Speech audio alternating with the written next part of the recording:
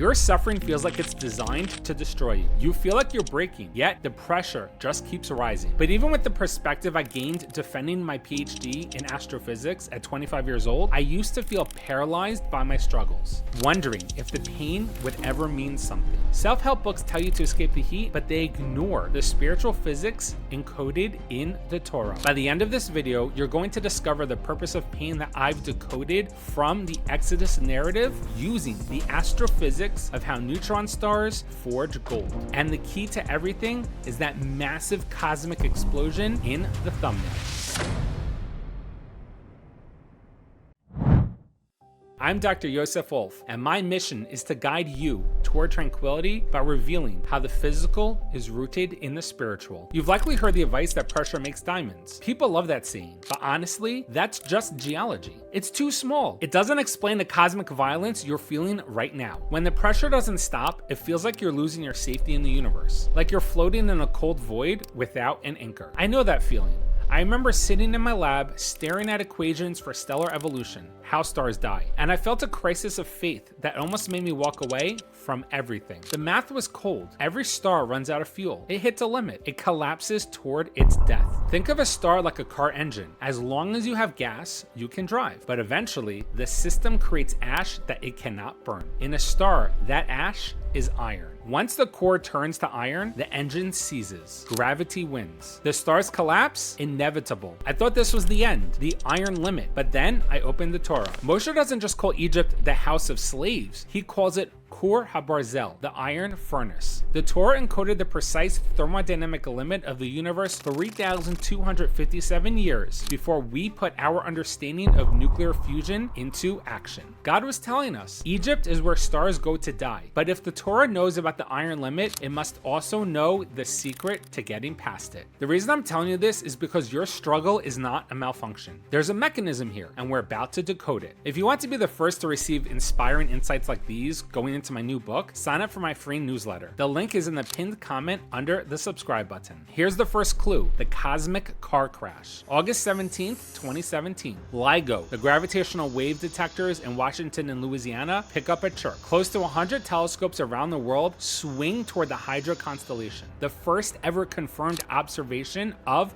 a kilonova. 2 neutron stars. Imagine crushing our entire sun into something the size of Manhattan. That's a neutron star, so dense that a single teaspoon weighs 1 billion tons. Now, imagine 2 of them slamming together at 1/3 the speed of light. Temperature hits 100 billion degrees, and in that wreckage, a glowing cloud of gold. Not just a little bit, enough gold to equal the mass of 10 Earths. For decades, we weren't sure where the gold in your wedding ring came from. Now we know. It wasn't born in a peaceful shine. It was forged in the most violent event the universe can produce. We're about to discover the override code that turns iron death into golden life. And when you see it, everything about your pain will transform. But before that, let's explore the second clue, the impossible wealth. Hashem commands the Jews to ask Egyptians for vessels of silver and vessels of gold. You're escaping slavery. You need bread. You need water. Why is the creator of the universe obsessing over shiny metal? The Tzemach Tzedek explains these weren't just valuables. They contained ניצוצות דתוהו, sparks of chaos. Think of them like spiritual uranium, super heavy divine energy trapped in Egypt's spiritual garbage dump, locked inside the iron of Egyptian ego. You cannot dig them out with a shovel. The Ohr HaChaim HaKadosh adds something stunning. The Torah specifies vessels because these sparks needed containers to be carried out. The Jews themselves became those vessels. Their suffering shaped them into containers strong enough to hold sparks that would shatter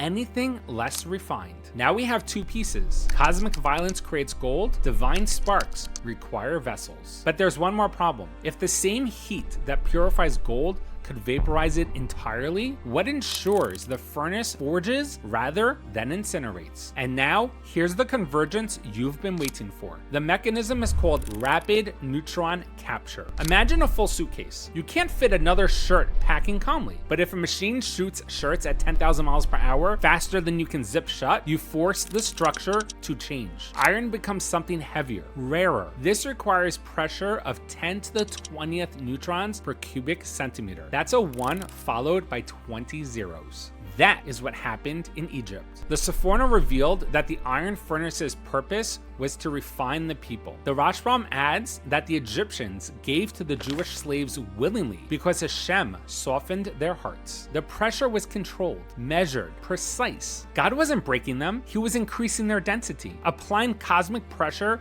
to force their souls to capture sparks too heavy for comfortable lives to hold on to. This is the override code. Iron rusts. It decays. It's temporary. Gold never rusts. Rather, it shines forever. Your suffering is not a sign that God abandoned you. It's evidence that he's forging you. The gold ring on your finger required cosmic violence that outshone entire galaxies. Your soul is undergoing that same process. The Torah encoded this mechanism thousands of years before astrophysicists discovered it in their observatories. The spiritual reality came first. Science is finally catching up. I used to be terrified when I felt pressure. My old software would kick in. I'd shut down, get angry, tighten my fists to hold on to whatever safety I had left. That's the iron reaction, and iron breaks. But the Lubavitcher Rebbe taught HaMeiser hu ha'ikar. The action is the main thing. And the Rambam explains that our character transforms through repetitive action, not just thought. So here's the challenge for you. Comment below with a pain point in your life or a friend's life that shows you're going through a process, not a punishment. I'll be honest, having you comment helps the channel grow, but it's more than that. It's the closest action you can do right now to begin applying these lessons. If you hesitate to do something this small, how likely are you to evoke true change?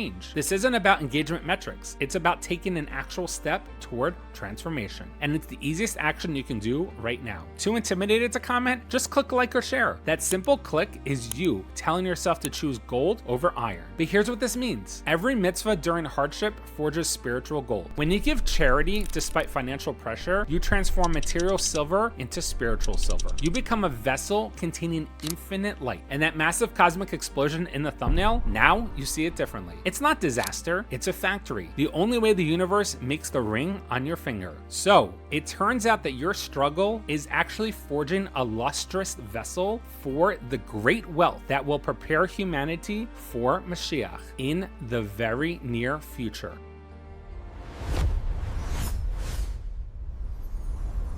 To learn other life-changing insights that reveal the inner unity between the physical and the spiritual, click here for the full playlist. And to watch how I shatter the illusion of the science versus religion debate, click here. If you'd like to sponsor or dedicate one of these classes, click on the link in the description. Thank you for partnering with me as we build this tranquil perspective together.